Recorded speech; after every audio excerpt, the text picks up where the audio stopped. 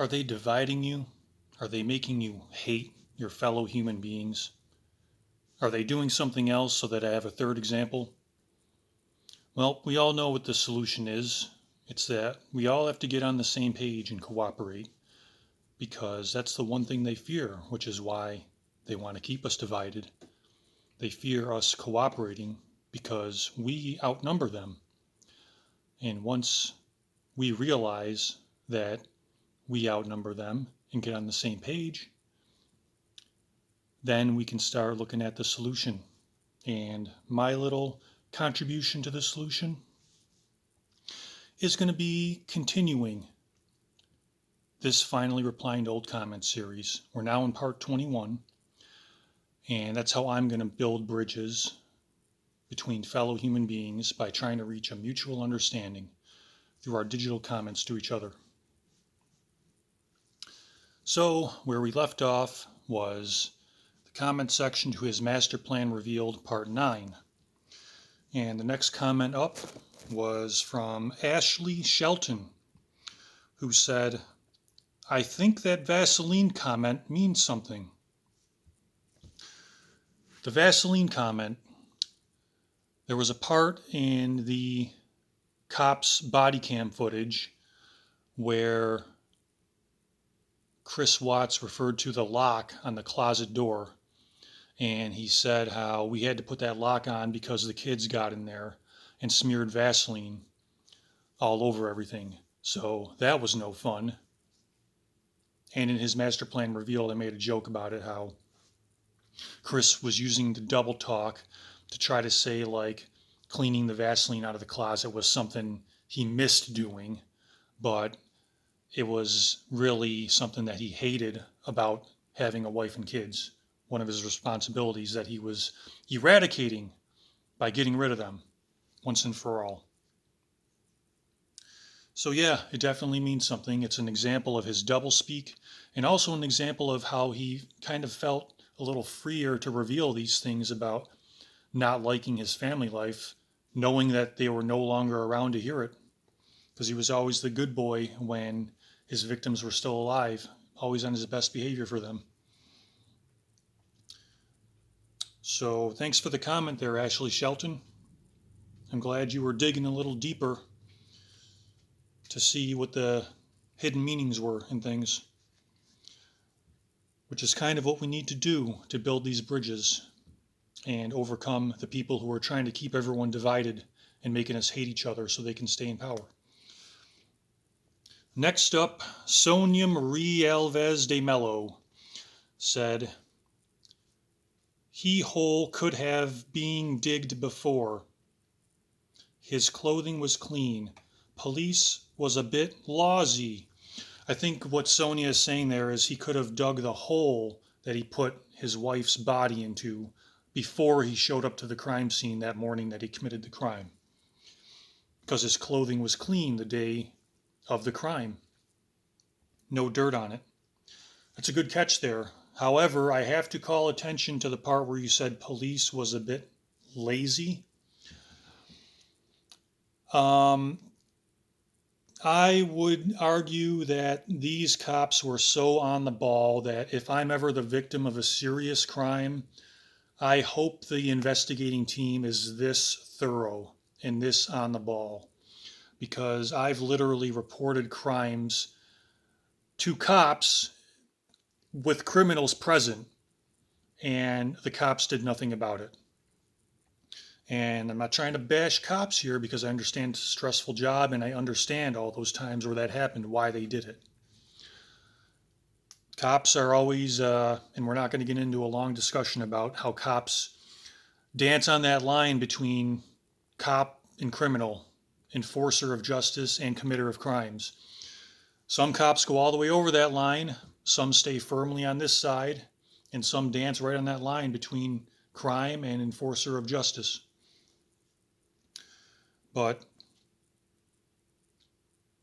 please God, let the cops who investigate the crime that I might be the victim of one day be as on the ball as the Frederick Police Department were investigating the disappearance of Shanann and her children. Continuing on with Sonia's comment here, they could see footmarks, how long they were there, on the way before, blah, blah, blah. All these are important to determine premeditation. True. They took too long to take him to interview. They could have done after seeing his track loathing on that morning. Okay, I think you're saying they could have done everything that they did faster if they wanted to. Do you live in a place where cops are like at the other end of the spectrum from laziness, where they're overly eager to drag people out of their homes, beat them up, and throw them in a torture chamber without due process, no trial by jury? Because there is certainly, I understand there's definitely parts of the world in almost every country where cops do that, and you wish that they were lazier. So if you were watching the body cam footage and seeing the cops just kind of hanging around with their hands on their shoulders, kind of shooting the shit, like, oh, so what time did you get home there, buddy? Seeming to not do anything because really they were just playing their motivations close to the vest because they didn't want to scare any suspects into clamming up. They wanted to have everyone be loose and casual, so they divulge information. And if you were watching that and you're from a place where the cops do drag people out of their homes without due process, I can see why you would think they were lazy. Continuing on with this comment, there was a chance in a million Shanann could still be alive, unless that 24 hours buried can happen. By the way, this is I think this is in a second language. Once again, if you're new to the comments of Sonia Marie Alves de Mello, I think she's being translated here, he or she. So I'm just trying to read it as is written and translate as best I can. I don't think the police interview Das that great. They talk more than him rather than let the guy talk. Well, he kind of was only saying as much as he wanted to. There were parts where it seemed like he was rambling endlessly about things that didn't matter. So they had to then verbally get him back on track because Chris was like the dog going all over the place and the cops were holding the leash trying to pull him back in.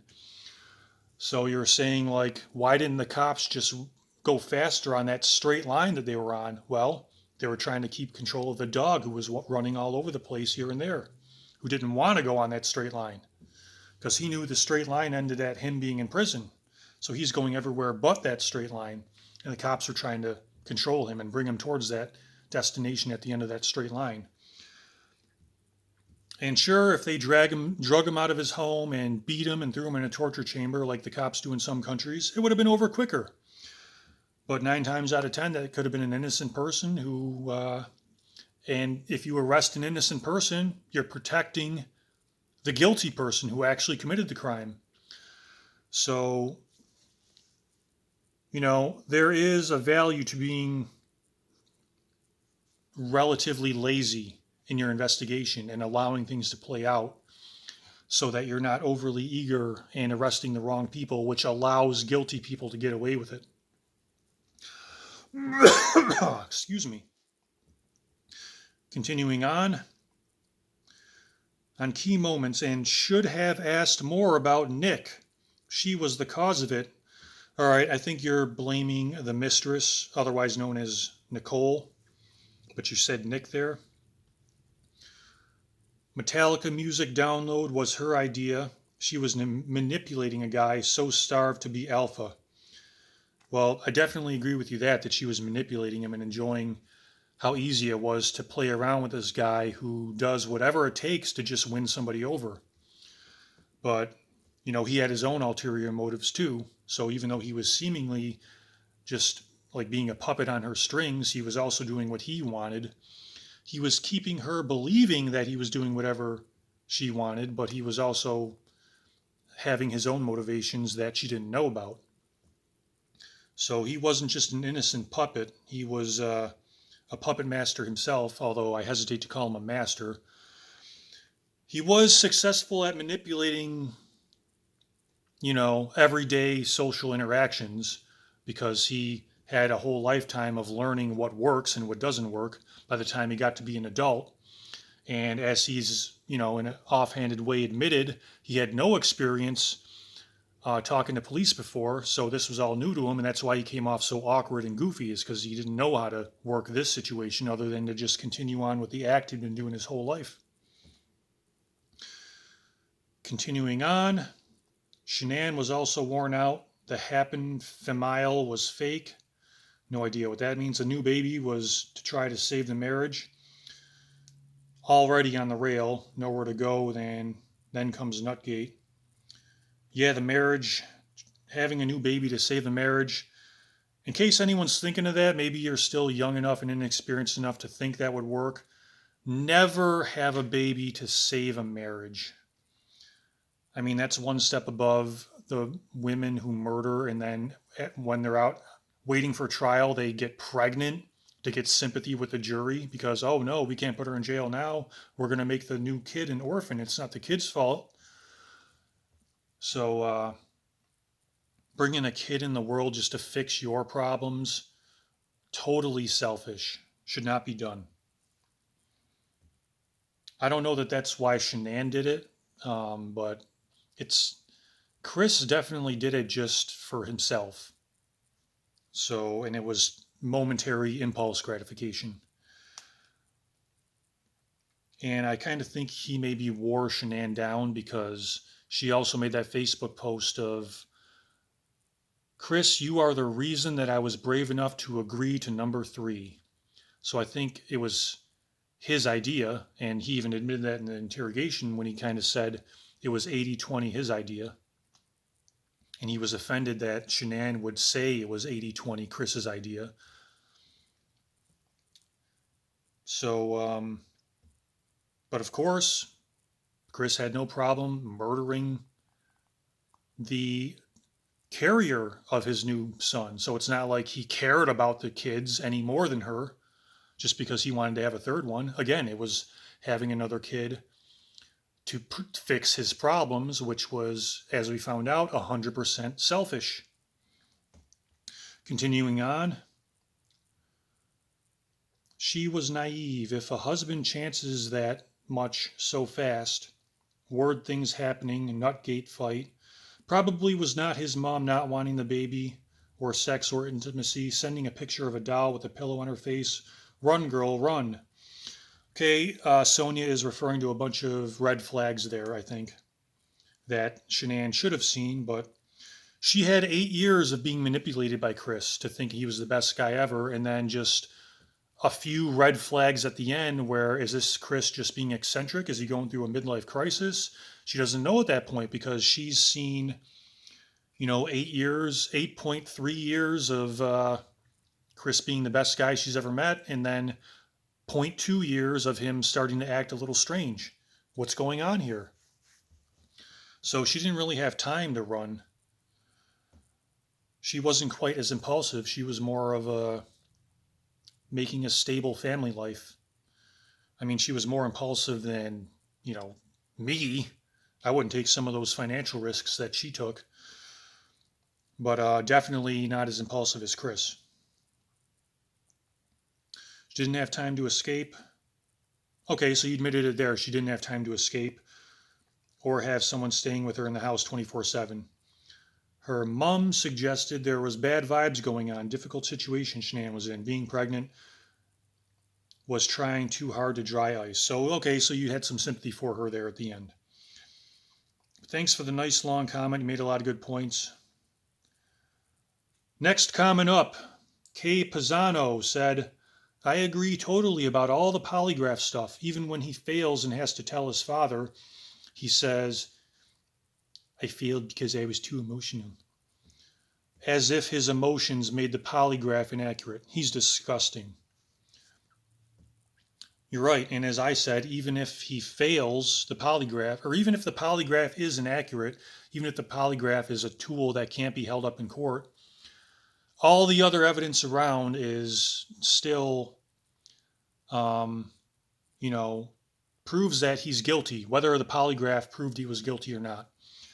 So the polygraph was more like a tool to get Chris to confess. And, sadly, polygraphs have been used to trick innocent people into confessing.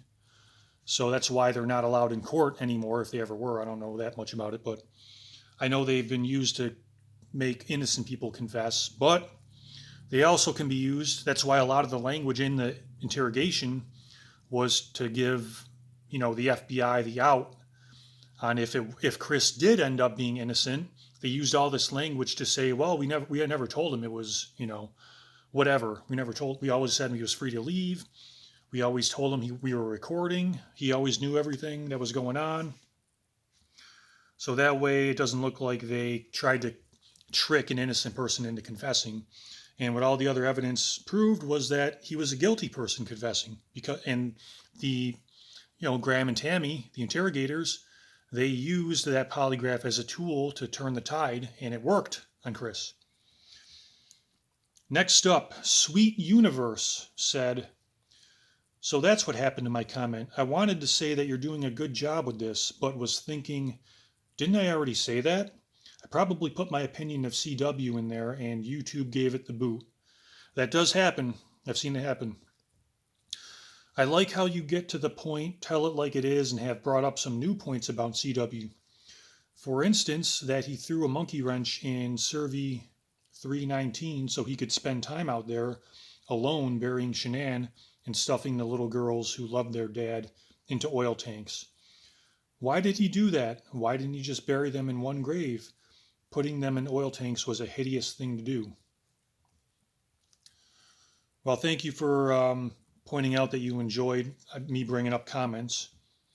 Bringing up the points that even though there were many enlightening analyses that I saw, they still didn't cover points that I wanted them to. So that's why I came up with my own series to cover those points. But to answer your question, which I think I did later on in part 15 of Master Plan Revealed, why didn't he just bury them in one grave? Because of what he said in that book, Letters from Christopher, the grave was not as shallow, or it was a lot smaller than he expected. So if he did dig the grave ahead of time, like say Friday when he went out there with the girls, if he did, he thought it was big enough to put all of them in. And then when he, brought the bodies out, he realized it was barely big enough to fit even Shanann in, let alone the girls also. And, well, I went into more detail. I don't want to rehash the whole thing, but it's still there if you want it. Okay, up next, Cheryl Johnson. Well, you probably already saw it. If you were enjoying my series that much, you probably continued on to the end and saw part 15 where I answered your question there.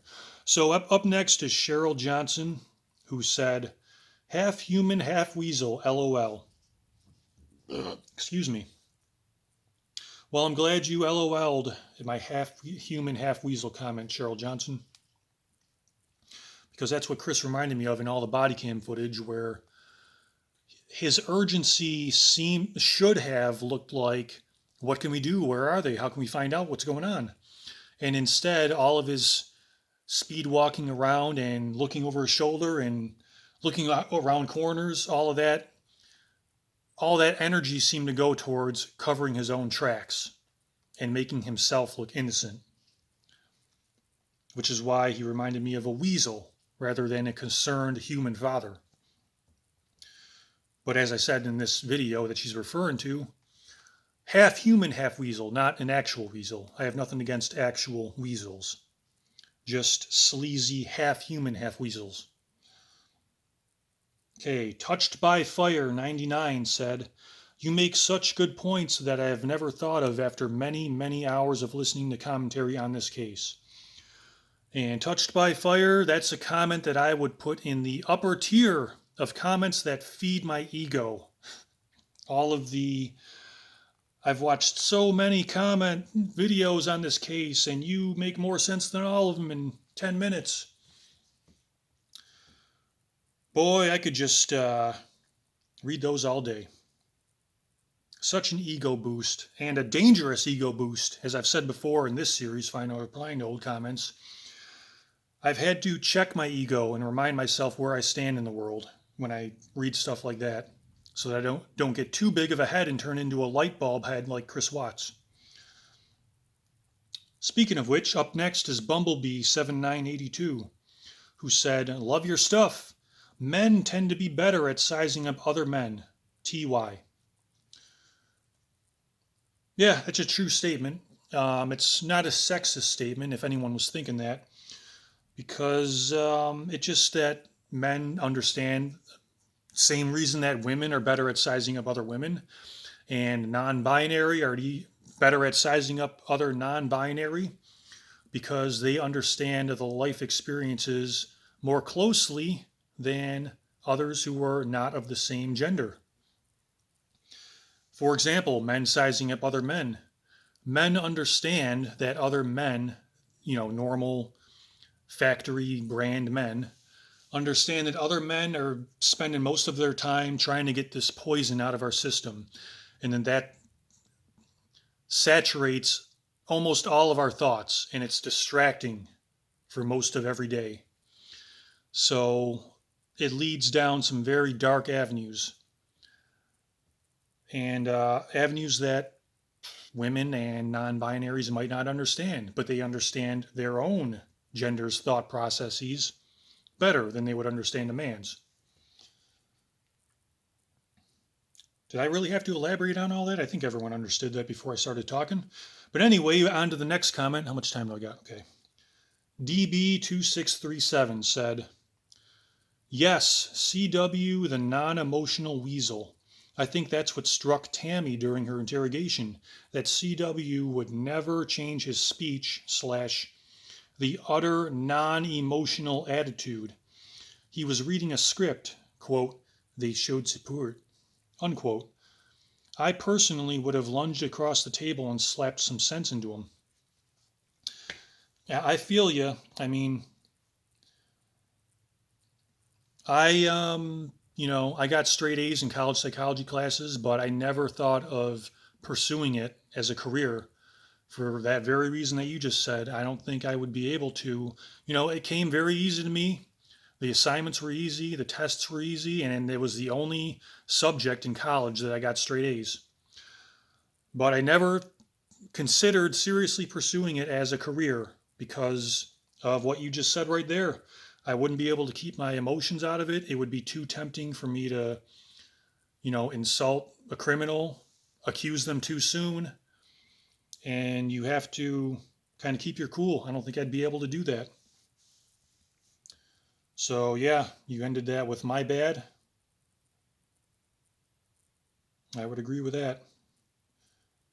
Oh boy, Sonia Marie Alves de Mello has another equally long one. I think I'm going to have to save that one for next time because I'm going to run out of time. So, well, was this video, part 21 of finally replying to old comments, was this what the astronauts refer to when they're talking about seeing the Earth from space? And they see no borders, and they see how small, how thin of a sliver of our biosphere is, and how it's silly of anyone to fight over land. We should all be getting along. We should all be sharing and cooperating. Was this video the equivalent to that? Was the equivalent of seeing the flat Earth from space? No, I was a total failure. It didn't do that at all for you?